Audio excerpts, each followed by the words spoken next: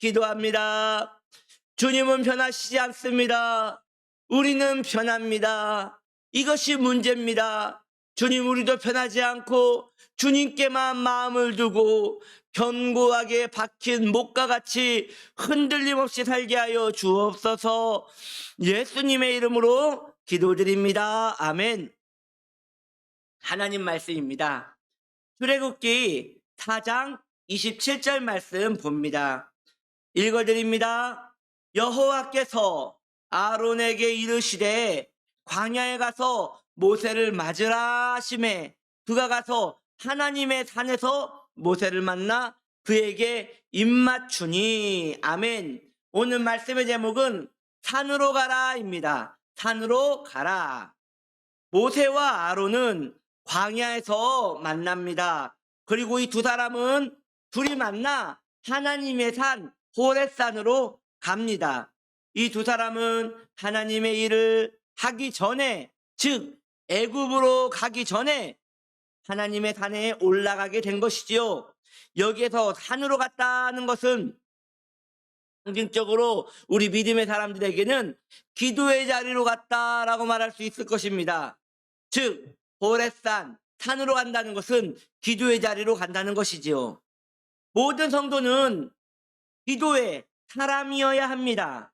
그 이유는 예수를 믿는 순간 그 사람의 삶의 목적은 하나님의 영광을 위하여 살아가는 것이 되기 때문이지요. 하나님의 영광을 위하여 사는 자는 숨 쉬는 것 자체가 사역입니다. 그리고 하나님의 일은 오직 기도로 되어집니다. 정리할까요? 무슨 말이냐?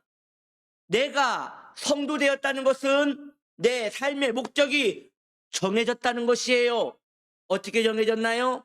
나는 하나님의 영광을 위하여 살게 되는 주님의 도구가 되는 것이고 사역자가 되는 것이고 사명자가 되는 것이지요. 여러분, 사명자, 사역자, 하나님의 영광을 위하여 사는 자가 기도하지 않고 살 수 있습니까? 말도 안 되는 것이지요. 왜냐? 하나님의 일은 사람의 열심으로 되는 것 같지만 아닙니다. 하나님의 은혜로 되는 것이고 주님의 공급함으로 되는 것이기 때문이에요. 그렇기 때문에 성도가 되었다는 것은 기도하는 사람이 되었다는 것과 연결되는 것이지요. 그러하므로 성도는 기도를 멀리해서는 안 됩니다. 기도는 내가 하나님께 속하여 있음을 시인하는 당연한 자리, 겸손의 자리, 은혜의 자리이기 때문이지요. 교회를 다닌다고 하여 성도가 아닌 것이에요. 성도는 기도함으로 자신에게 처하여진 모든 일이 하나님의 일임을 고백하는 것입니다. 성도는 하나님께 속하였기에 성도에게 일어나는 모든 일은 하나님과 연관되지 않은 일이 없는 것입니다. 여러분 생각해 보세요.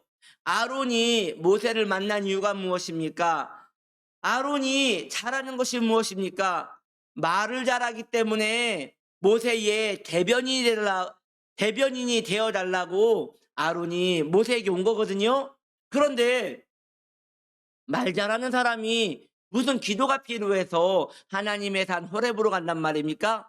말 잘하는 것, 그것이 하나님께 쓰임받는 것이 아니라 기도의 감정, 하나님께 쓰임받고자 하는 거룩한 감성, 이것이 하나님의 사람을 하나님의 사람답게 만드는 것이기 때문이에요. 말 잘하는 사람 많아요. 일 잘하는 사람 많다니까요. 그런 사람들이 일하는 것이 아니라 기도의 사람이 일하는 것입니다.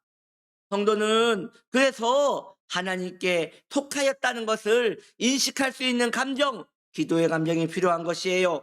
그래서 사도 바울은 말합니다. 믿음의 성도에게 말씀하시기를 쉬지 말고 기도하라, 쉬지 말고 기도하라 라고 합니다.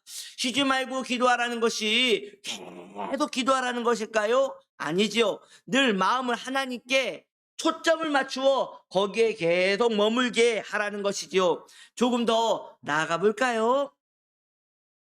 우리는 우리의 생활에서 하나님을 드러내야 합니다. 이게 무슨 말이냐? 저는 기적을 일으키고 이적을 일으키라는 말이 아닙니다.